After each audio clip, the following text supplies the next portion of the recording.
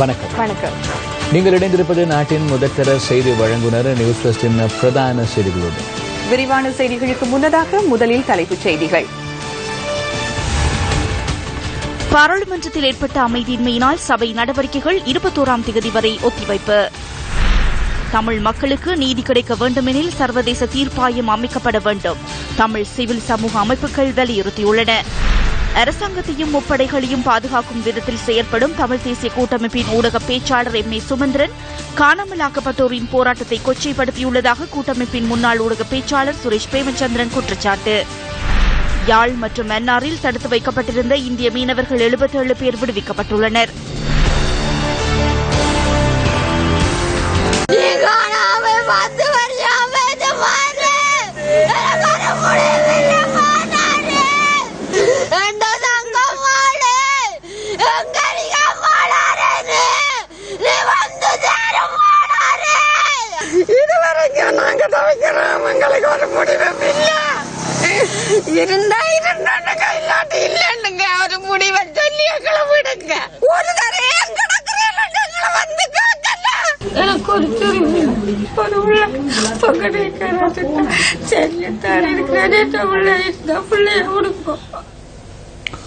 பல வருடங்கள் கடந்த போதிலும் இந்த தாய்மாரின் கண்ணீருக்கான தீர்வு இன்னமும் வழங்கப்படவில்லை.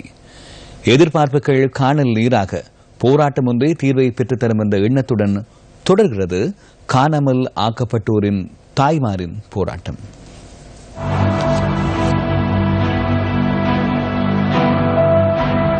காலமாச்சு. நானும் 5 வருஷமா 7 வருஷமா நாங்க இந்த பிள்ளைய தேடுன்னு தேடுறோம். இன்னும் எங்கேயுமே இந்த பிள்ளை இருக்கின்ற ஒரு தகவலுமே இல்லை. அவை பிடிக்க 2 பேரும் 18 பேர், இன்றைக்கு 28 பேர் ஆச்சுது. இன்னும் ஆக்கள் இல்லை. நான் ஜாக முன்னையாவது எங்க இருந்தாலும் இந்த பிள்ளைய தேடி தாங்கன்னு தான் நான் கேட்க. 10 குடும்பத்துக்கு மேல சின்ன பிள்ளைகள் எல்லாம் போய் அதுல ராணுவத்தின் பஸ்ஸில குடும்பமாக ஏறினது. எங்களுக்கு இங்க இருக்கணும், என்ன நடந்தது, என்ன செய்ததுன்ற தகவல் எதுவுமே எங்களுக்கு தெரியாது. நாங்கள் இப்படியே ஒரு டவன் ரோட்டாய் தேடிக்கொண்டே திரிகிறோம். நாங்கள் எந்த அரசாங்கத்திலையும் நம்பிக்கை இழந்ததனால் எங்களுக்கு ஒரு முடிவை சொல்ல வேண்டியது ஐநா சபைதான். ஒரு உதவியுமே இல்லையா, பிள்ளை இல்ல, எனக்கு புரிதல் இல்லையா. ஒரு பொம்பளை பிள்ளைய வச்சு கொண்டிருக்கிறேன் நான் தனியா.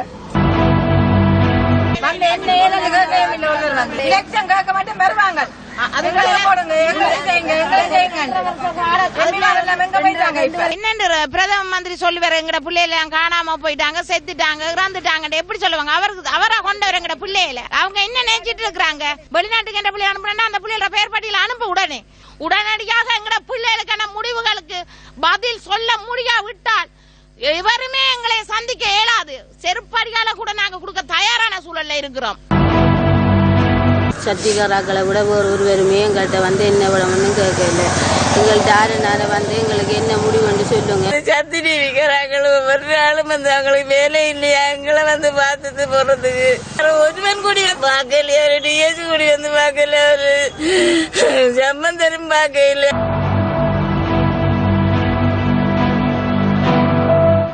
தமிழ் சிவில் சமூக அமைப்புகள், தொழிற்சங்கங்கள் மற்றும் அரசியல் கட்சிகள் என்பன ஒன்றிணைந்து ஐக்கிய நாடுகள் மனித உரிமைகள் பேரவைக்கும் அதன் உறுப்பு நாடுகளுக்கும் கூட்ட விண்ணப்பம் ஒன்றை அனுப்பியுள்ளன. ஈழ மக்கள் புரட்சிகர விடுதலை முன்னணி, தமிழ் தேசிய மக்கள் முன்னணி, தமிழீழ மக்கள் விடுதலை கழகம் மற்றும் தமிழீழ விடுதலை இயக்கம் என்பவற்றோடு 22 சிவில் சமூக அமைப்புகளும் தொழிற்சங்கங்களும் புத்திஜீவிகளும் இணைந்து இந்த கூட்ட விண்ணப்பத்தை அனுப்பியுள்ளன.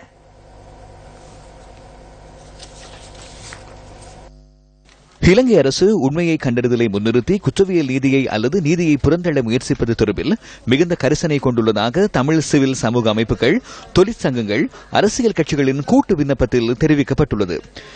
இலங்கை ஐநா மனித பேரவையின் நம்பகத்தன்மைக்கு சவால் விடுக்கின்றது எனவும் இதற்கு பேரவை உறுதியாக பதிலளிக்க வேண்டும் எனவும் வலியுறுத்தி விடுக்கப்பட்டுள்ள கூட்டு அறிக்கையிலேயே இந்த விடயம் தெரிவிக்கப்பட்டுள்ளது. அரசியலமைப்பாக்கத்தை முன்னிறுத்தி நீதி, உண்மையை கண்டறிதல் ஆகிய இரண்டையும் பிற்போட வேண்டும் என அரசாங்கம் கூறுவதாகவும் அந்த அறிக்கையில் குறிப்பிடப்பட்டுள்ளது. புதிய அரசியலமைப்பு உருவாக்க செயல்முறையை முன்னிறுத்தி உண்மை, நீதி, பொறுப்புக்கூறலை புறந்தள்ளுதல் காலத்தை இழுத்தடிக்கும் செயலாக தென்படுவதாகவும் இந்த அறிக்கையில் தெரிவிக்கப்பட்டுள்ளது. சமாதானத்தை முன்னிறுத்தி நீதியை புறந்தள்ளல் அரசியலமைப்பாக்க முயற்சியின் நேர்மை தன்மையை கேள்விக்குட்படுத்துவதாகவும் தமிழ் சிவில் சமூக அமைப்புகள், தொழிற்சங்கங்கள், அரசியல் கட்சிகளின் கூட்டு விண்ணப்பத்தில் சுட்டிக்காட்டப்பட்டுள்ளது. அரசாங்கத்தை பொறுத்தவரை மனிதுரிமை பேரவையின் தீர்மானமானது அவர்களின் சாணக்கியமான வெளியுறவு கொள்கை உத்தியின் ஓர் அங்கம் எனவும் இந்த அறிக்கையில் தெரிவிக்கப்பட்டுள்ளது. கலப்பு நீதிமன்ற முறை இலங்கையின் இறையாண்மைக்கு பாதிப்பு என தெரிவித்து இலங்கை அரசு தனது வாக்குறுதியை நிறைவேற்றாது தட்டி கழித்து ஐநா செயல்முறையோடு அரசு ஒத்துழைத்து போக விரும்புகிறோம் என்ற பொய்யான வேடத்தை அம்பலப்படுத்துவதாகவும் இந்த விண்ணப்பத்தில் குறிப்பிடப்பட்டுள்ளது. மீண்டும் அதே தீர்மானத்தை நிறைவேற்ற இலங்கை அரசாங்கத்திற்கு நேர அவகாசம் வழங்க கொண்டுவரப்படும் தீர்மானமானது ஏமாற்றுத்தன்மையானது எனவும் தெரிவிக்கப்பட்டுள்ளது. ஐநா மனிதுரிமை பேரவையில் கொண்டுவரப்பட்ட தீர்மானத்தை நிறைவேற்ற மாட்டேன் என ஓர் அரசு தெளிவாக சொல்லுமிடத்து அவர்களுக்கு அதே தீர்மானத்தை நிறைவேற்ற கால அவகாசம் வழங்குவது ஐநா மனிதுரிமை பேரவையின் நம்பகத்தன்மையை கேள்விக்குட்படுத்தும் செயல் எனவும் அந்த கூட்டு விண்ணப்பத்தில் தெரிவிக்கப்பட்டுள்ளது. அவ்வாறு கால அவகாசம் வழங்குதல் நீதிக்கான தேடலை நீர்த்துப் போக செய்யும் நடவடிக்கை எனவும் சுட்டிக்காட்டப்பட்டுள்ளது. வடக்கு கிழக்கில் வாழுகின்ற தமிழ் மக்கள் சுயாதீனமான சர்வதேச விசாரணையை தொடர்ந்து வலியுறுத்தி வருவதாகவும் இலங்கை அரசு கலப்பு நீதிமன்ற முறையை நிராகரித்தமையானது உள்நாட்டில் தமிழ் மக்களுக்கு நீதி கிடைப்பதை இன்னும் சாத்தியமற்றதாகிவிட்டதாக தெரிவிக்கப்பட்டுள்ளது. தமிழ் மக்களுக்கு உண்மையான நீதி கிடைக்க வேண்டுமெனில் இலங்கை அரசு இழைத்த பாரிய குற்றங்கள் தொடர்பில் விசாரிக்க தனியான சர்வதேச தீர்ப்பாயம் அமைக்கப்பட வேண்டும் என தமிழ் சிவில் சமூக அமைப்புகள், தொழிற்சங்கங்கள் மற்றும் அரசியல் கட்சிகள் இந்த விண்ணப்பத்தில் கூறியுள்ளன. அதுவரையிலும் ஐநா மனிதுரிமை மீறல்களை கண்காணிக்க ஐநா மனிதுரிமை செயலாளர் நாயகத்தின் அலுவலகங்கள் வடக்கு கிழக்கில் ஸ்தாபிக்கப்படுதல் அவசியம் எனவும் தமிழ் சிவில் சமூக அமைப்புகள், தொழிற்சங்கங்கள், அரசியல் கட்சிகள் கூட்டு விண்ணப்பத்தில் சுட்டிக்காட்டப்பட்டுள்ளது. இதேவேளை வடக்கு கிழக்கு பகுதிகளில் முன்னெடுக்கப்பட்டு வரும் ஆர்ப்பாட்டங்களை கொச்சைப்படுத்தும் வகையில் பாராளுமன்ற உறுப்பினர் M.A. சுமந்திரன் கருத்துக்களை வெளியிட்டு வருவதாக தமிழ் தேசிய கூட்டமைப்பின் முன்னாள் ஊடக பேச்சாளரும் ஈழ மக்கள் புரட்சிகர முன்னணியின் தலைவருமான சுரேஷ் பிரேமச்சந்திரன் குற்றம் சாட்டியுள்ளார். இந்த விடயம் குறித்து சுரேஷ் பிரேமச்சந்திரன் ஊடக அறிக்கையொன்றை வெளியிட்டுள்ளார். மக்களின் போராட்டங்கள் குறித்து அண்மையில் பாராளுமன்ற உறுப்பினர் M.A. சுமந்திரன் வெளியிட்ட கருத்து தொடர்பில் ஈழ மக்கள் புரட்சிகர விடுதலை முன்னணி வெளியிட்டுள்ள அறிக்கையிலேயே இந்த குற்றச்சாட்டு முன்வைக்கப்பட்டுள்ளது. காணாமல் ஆக்கப்பட்ட தமது உறவுகளை தேடித் தருமாறு அவர்களின் உறவினர்களால் முன்னெடுக்கப்படும் போராட்டங்கள் தொடர்பாக M.A. சுமந்திரன் வெளியிட்டுள்ள கருத்துக்கள் அவர்களை மேலும் பாதிப்படைய செய்யும் வகையில் அமைந்துள்ளது என கட்சியின் தலைவர் சுரேஷ் பிரேமச்சந்திரன் குறித்த அறிக்கையூடாக குறிப்பிட்டுள்ளார். காணாமல் ஆக்கப்பட்டோரின் அதிகளவானவர்கள் அரச படைகளாலும் அரச புலனாய்வு பிரிவினராலும் கடத்தப்பட்டும் கைது செய்யப்பட்டும் கையளிக்கப்பட்டும் காணாமல் ஆக்கப்பட்டுள்ளனர். இதுவே உண்மை நிலை எனவும் அந்த அறிக்கையில் தெரிவிக்கப்பட்டுள்ளது. ஆனால் அரசாங்கத்தையும் முப்படைகளையும் பாதுகாக்கும் விதத்திலும் பிரச்சனையை திசை திருப்பும் நோக்கிலும் சுமந்திரன் கருத்துக்களை வெளியிட்டு வருகிறார் என EPRLF கட்சியினால் வெளியிடப்பட்டுள்ள அறிக்கையில் சுட்டிக்காட்டப்பட்டுள்ளது.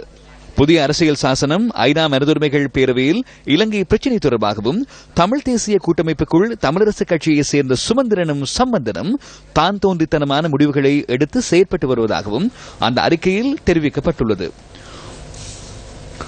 வடக்கு கிழக்கு சிவில் சமூக அமைப்புகள் இன்று யாழ்ப்பாணத்தில் ஊடக சந்திப்பொன்றையும் ஏற்பாடு செய்திருந்தன. சட்டத்தை பார்த்து பயமுறுத்தி உங்களுக்கு சர்வதேச நடைமுறை தெரியாது, உங்களுக்கு சர்வதேச சட்டம் தெரியல, தெரியாமல் வச்சிருக்கிற அந்த சட்டம் ஒரு இருட்டறை என்று சொல்லுவேன். வேணுமென்று மக்களை சட்டம் என்ற இருட்டறைக்குள்ள வைப்பதன் மூலமாக சட்டத்தை தெரிந்து கொண்ட நாங்கள் மாத்திரம்தான் உங்கள் சார்பில் தீர்மானம் எடுத்து உங்கள் சார்பில் முடிவுகள் எடுத்து உங்களுக்கு ஒன்றும் தெரியாது அதால நீங்கள் வாயப்பத்தி கொண்டு சொன்னால் அது ஒரு சட்டத்தரணியாக என்னுடைய அறம் இல்லை என்று நான் நினைக்கிறேன். உங்களுக்கு சட்டம் தெரியாது, சர்வதேச நடைமுறை தெரியாது, சர்வதேச அரசியல் தெரியாது, எனக்கு தெரியும், ஆகவே நான் முடிவெடுக்கின்றேன் என்று சொன்னால் அதுக்கு பேர் ஜனநாயகம் இல்லை. சர்வதேச சமூகம் இப்படி நிற்குது, சர்வதேச சக்திகள் இப்படி நிற்குது, அவை இப்படி சொல்லினும் இப்படி ஒரு நிலைப்பாடு எடுக்கணும், அந்த நிலைப்பாட்டை எங்களுடைய மக்கள் ஏற்றுக்கொள்ளப்பட வேண்டும் என்றவன் எங்களுடைய மக்கள் பிரதிநிதியா இப்படிக்கிறது. வலி வடக்கு மீள்குடியமர்த்தப்படாத 5 கிராமங்களின் அபிவிருத்தி அமைப்பு ஊடகவியலாளர் சந்திப்பொன்றை இன்று ஏற்பாடு செய்திருந்தது.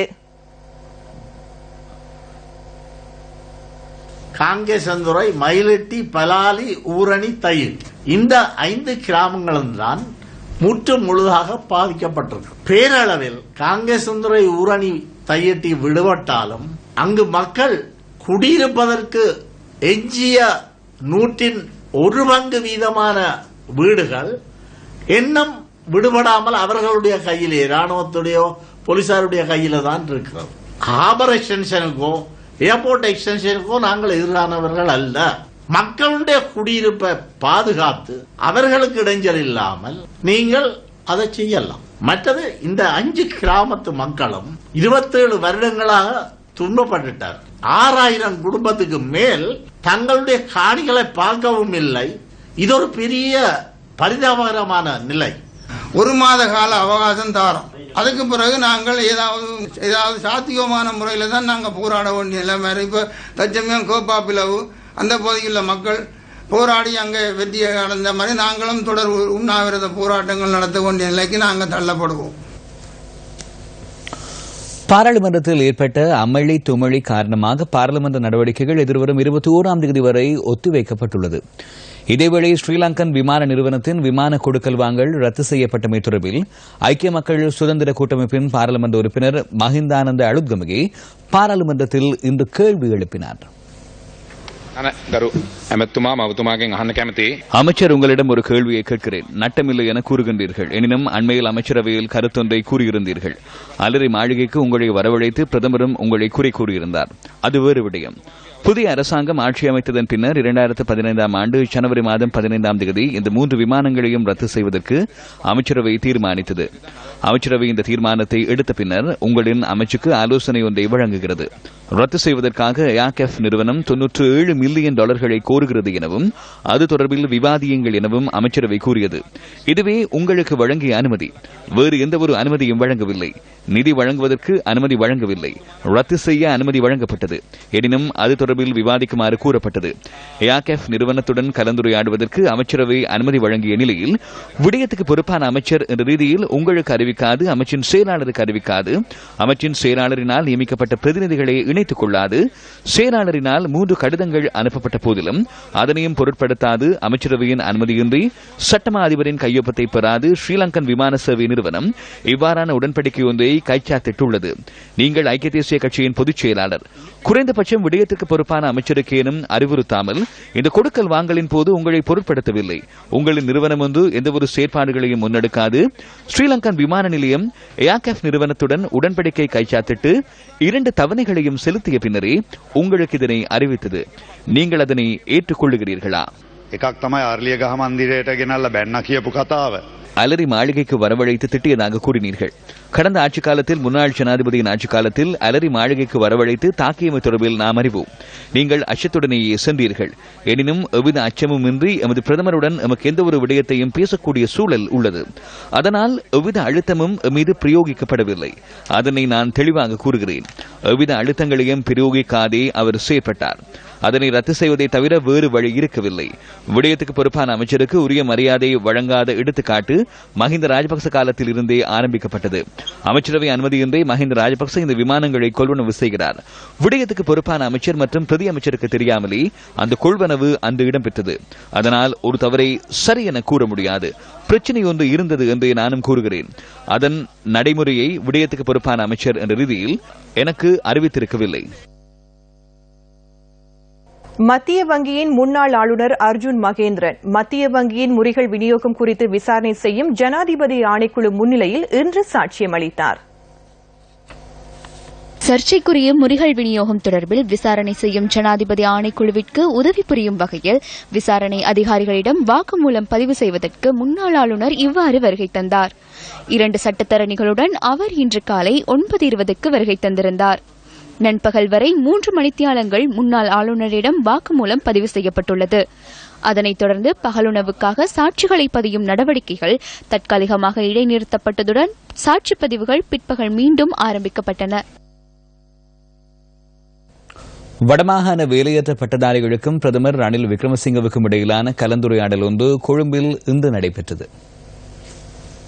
இந்த கலந்துரையாடலின் போது பட்டதாரிகளின் பிரச்சினைக்கு உரிய தீர்வு பெற்றுத் தருவதாக பிரதமர் ரணில் விக்ரமசிங்க வாக்குறுதி அளித்ததாக கலந்துரையாடலில் பங்கேற்ற வடமாகாண வேலையற்ற பட்டதாரிகளின் பிரதிநிதியொருவர் நியூஸ் ஃபர்ஸ்டுக்கு தெரிவித்தார். வடமாகாண சபை உறுப்பினர் சுகீர்தன் மற்றும் அஸ்பின் அவர்களோடு பாராளுமன்ற உறுப்பினர் சுமந்திரன் ஆகியோரோடு இன்று 9:30 மணியளவில் கௌரவ ரணில் விக்ரமசிங்க அவர்களோடு கலந்துரையாடப்பட்டிருந்தது. எங்களுடைய அந்த கவனிப்பு போராட்டத்தின் கோரிக்கைக்கான அனைத்து துறை சார்ந்த பட்டதாரிகளுடைய வேலைவாய்ப்பு வழங்கப்பட வேண்டும் என்ற கோரிக்கை நாங்கள் அங்கே பிரதமரிடமிருந்து முன்வைக்கப்பட்டிருந்தது. பிரதமர் அது தொடர்பாக நிச்சயமாக உங்களுக்கு ஒரு உரிய தீர்வை தருவதாக தெரிவித்திருந்தார். எவ்வாறாயினும் 12வது நாளாகவும் வடமாகாண வேலையற்ற பட்டதாரிகளின் போராட்டம் யாழ் மாவட்ட செயலகத்தின் முன்னால் தொடர்கிறது. மட்டக்களப்பில் உள்ள 1600க்கும் மேற்பட்ட வேலையற்ற பட்டதாரிகளுக்கு நியமனம் வழங்க கோரும் போராட்டம் 18வது நாளாகவும் இன்றும் தொடர்கின்றது. 2012 மார்ச் 31க்கு பின்னர் பட்டதாரிகளாக வெளியேறியவர்களுக்கு இதுவரையில் நியமனம் வழங்கப்படவில்லை என தெரிவித்து அம்பாறை மாவட்ட வேலையற்ற பட்டதாரிகளும் 12வது நாளாகவும் போராட்டத்தில் ஈடுபட்டுள்ளனர். கிழக்கு மாகாண ஆளுநர் செயலகத்திற்கு முன்பாக 9வது நாளாகவும் வேலையற்ற பட்டதாரிகளின் போராட்டம் தொடர்கிறது. யாழ்ப்பாணம் காங்கேசன்துறை பகுதியிலிருந்து கடற்றொழிலுக்கு சென்ற இருவர் இந்திய கரையோர பாதுகாப்பு பிரிவால் கைது செய்யப்பட்டுள்ளனர். இதேவேளை இலங்கையில் தடுத்து வைக்கப்பட்ட 77 இந்திய மீனவர்கள் இன்று விடுதலை செய்யப்பட்டுள்ளனர். இலங்கையில் தடுத்து வைக்கப்பட்டுள்ள இந்திய மீனவர்களில் 77 பேர் இன்று விடுதலை செய்யப்பட்டுள்ளனர். யாழ், மன்னார் ஆகிய பகுதிகளில் தடுத்து வைக்கப்பட்டவர்களே விடுவிக்கப்பட்டுள்ளதாக கடற்றொழில் திணைக்களம் தெரிவிக்கிறது. அதுக்கமைய யாழ்ப்பாணத்தில் தடுத்து வைக்கப்பட்டிருந்த 53 இந்திய மீனவர்களும் மன்னாரில் தடுத்து வைக்கப்பட்டிருந்த 24 இந்திய மீனவர்களும் விடுவிக்கப்பட்டுள்ளனர். நீதிமன்ற உத்தரவுக்கு அமைய விடுவிக்கப்பட்டுள்ள இந்திய மீனவர்களை யாழில் உள்ள இந்திய துணை தூதரகத்திடம் ஒப்படைத்ததாக கடற்றொழில் திணைக்களம் தெரிவிக்கிறது. விடுதலை செய்யப்பட்டுள்ள மீனவர்களை இந்திய கரையோர பாதுகாப்பு பிரிவினரிடம் விரைவில் ஒப்படைத்து அது தொடர்பில் நீதிமன்றத்திற்கு அறிக்கை சமர்ப்பிக்கப்படும் எனவும் உத்தரவிடப்பட்டுள்ளது. இதேவேளை தமிழகத்தில் கைது செய்யப்பட்டுள்ள 2 இலங்கை மீனவர்களும் வேதாரண்யம் பகுதிக்கு அழைத்து செல்லப்பட்டுள்ளதாக அந்நாட்டு அதிகாரிகளால் கைது செய்யப்பட்டுள்ளவர்களின் உறவினர்களுக்கு அறிவிக்கப்பட்டுள்ளது. அதுக்கமைய சம்பவம் குறித்து கடற்றொழில் திணைக்களத்திற்கு அறிவிக்கப்பட்டுள்ளதாக காங்கேசன்துறை கடற்றொழில் கூட்டுறவு சங்கம் தெரிவிக்கிறது. எரிஞ்சமன் கோவிலடி பருத்தித்துறையைச் சேர்ந்த 42 வயதான அந்தோனி பிள்ளை ஸ்ரீராஜ் மற்றும் 18 வயதான வடிவேல் யசாந்தன் ஆகியோரே இந்திய அதிகாரிகளால் கைது செய்யப்பட்டுள்ளனர். நீங்கள் உதவியை செய்யும் எங்களை பிள்ளைகளுக்கு சாப்பாடு இல்லாம எங்களை பிள்ளைய துடிக்குது. எங்களுக்கு நீங்க விட்டு மூட்டு தாங்க எங்களை பிள்ளைகளை எங்களை குழைச்சி தாங்க.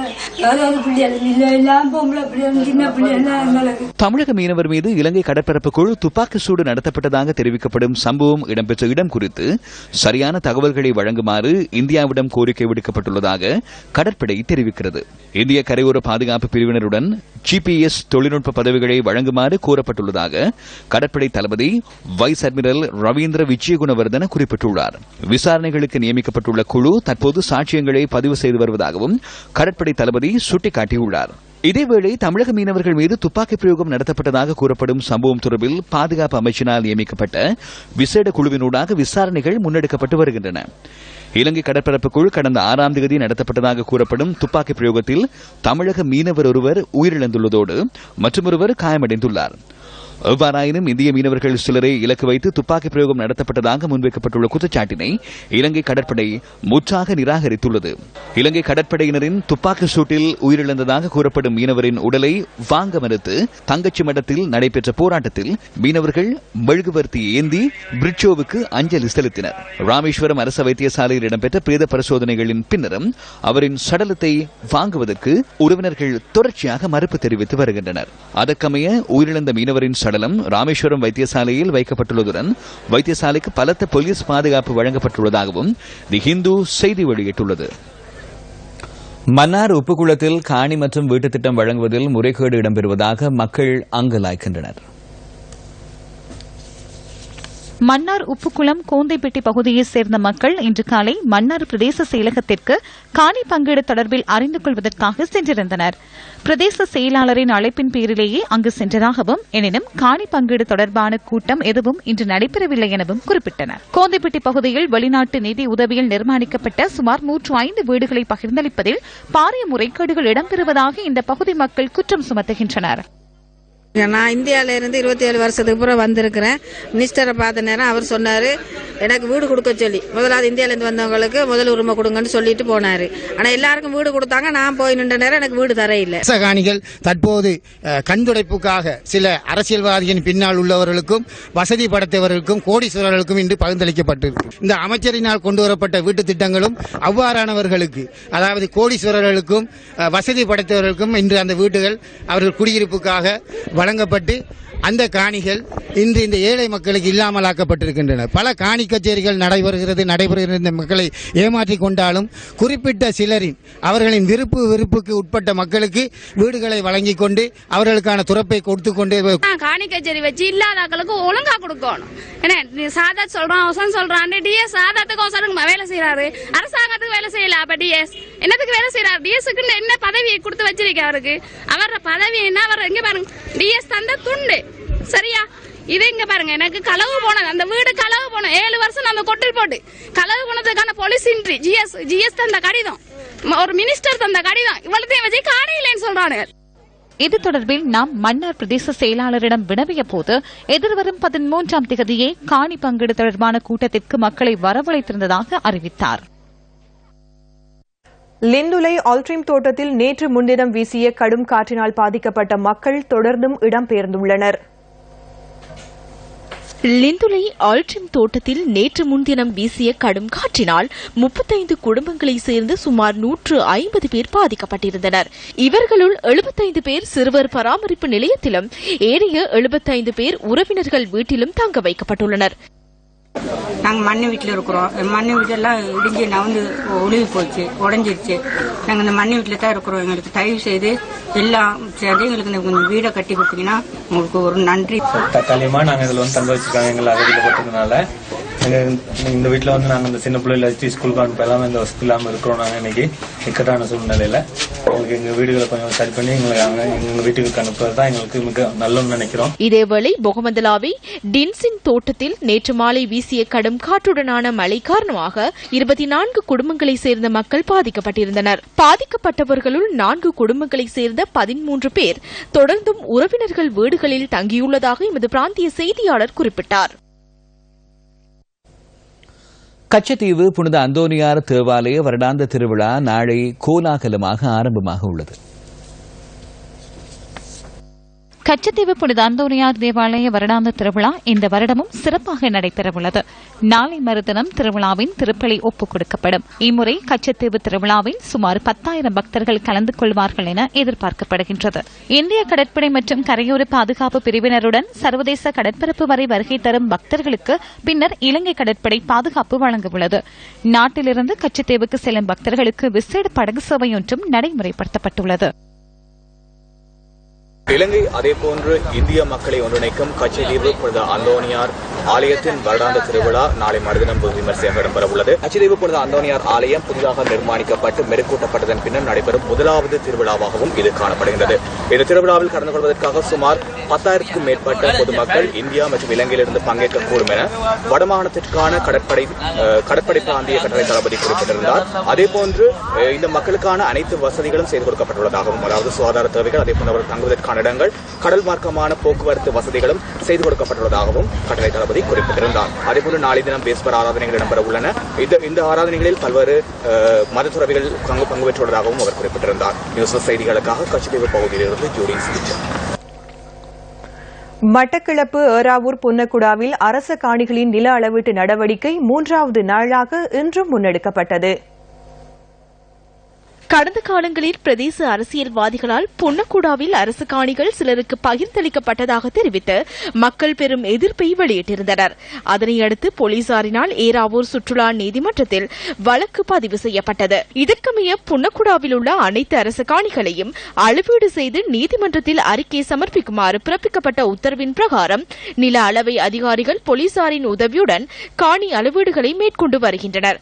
அதன்படி 14 நாட்களுக்குள் இந்த காணிகளை அளந்து நீதிமன்றத்தில் அறிக்கை சமர்ப்பிக்கப்பட வேண்டும் என்று உத்தரவு பிறப்பிக்கப்பட்டுள்ளது. 111வது வடக்கின் பெருஞ்சமரை இன்னிங்ஸ் மற்றும் 7 ஓட்டங்களால் சென்ட் ஜோன்ஸ் கல்லூரி அணி வெற்றி கொண்டது. 3 நாட்களை கொண்ட இந்த போட்டி 2ஆம் நாளான இன்றோடு முடிவுக்கு வந்தமை குறிப்பிடத்தக்கது.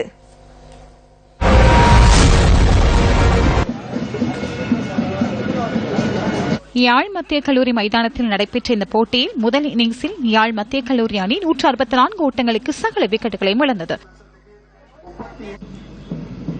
பதிலளித்து ஆடிய சென்ட் ஜான்ஸ் கல்லூரி அணி இரண்டாம் நாளான இன்று 253 ஓட்டங்களை குவித்தது. ஆர் யதோஷன் 70 ஓட்டங்களையும் துலக்ஷன் 40 ஓட்டங்களையும் பெற்றனர். பந்துவீச்சில் கே கபில்ராஜ் 4 விக்கெட்டுகளை வீழ்த்தினார். 89 ஓட்டங்கள் பின்தங்கிய நிலையில் இரண்டாம் இன்னிங்ஸை தொடர்ந்த யாழ் மத்திய கல்லூரி ஆரம்பம் முதலே தடுமாற்றமான நிலையில் துடுப்பெடுத்தாடியது. முதல் 3 விக்கெட்டுகளும் 18 ஓட்டங்களுக்கு வீழ்த்தப்பட்ட நிலையில் தசோதன் மாத்திரம் அதிகபட்சமாக 48 ஓட்டங்களை பெற்றார். அபாரமாக பந்து வீசிய கே கபில்ராஜ் 28 ஓட்டங்களுக்கு 6 விக்கெட்டுகளை வீழ்த்தி சென்ட் ஜான்ஸ் கல்லூரியின் வெற்றிக்கு வித்திட்டார்.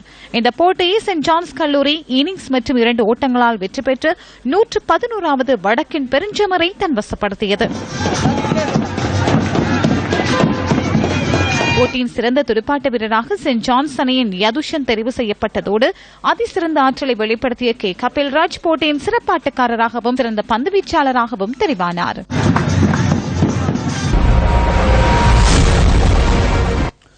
இதேவேளை கொழும்பு ராயல் கல்லூரிக்கும் கல்கிசை பரிதோமாவின் கல்லூரிக்கும் இடையிலான 138வது நீல வர்ணங்களின் சமர் இறுதிக்கட்டத்தை எட்டியுள்ளது.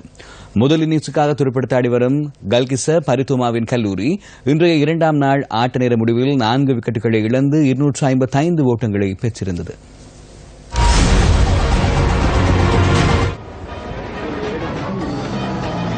கொழும்பு எஸ்எஸ் மைதானத்தில் நடைபெறும் இந்த போட்டியில் முதல் இன்னிங்ஸுக்காக துடுப்பெடுத்தாடிய கொழும்பு ராயல் கல்லூரி சகல விக்கெட்டுகளை இழந்து 255 ஓட்டங்களை பெற்றது.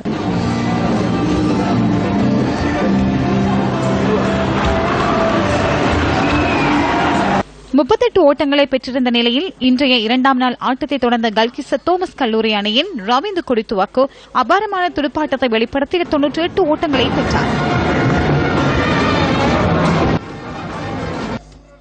துலிப் குணராத்ன 38 ஓட்டங்களை பெற்றுக் கொண்டார். இத்துடன் நியூஸ் ஃபர்ஸ்டின் 8 மணி பிரதான செய்திகள் நிறைவடைகின்றன. எமது அடுத்த பிரதான செய்தியினை இரவு 10:45க்கு எதிர்பாருங்கள். வணக்கம்.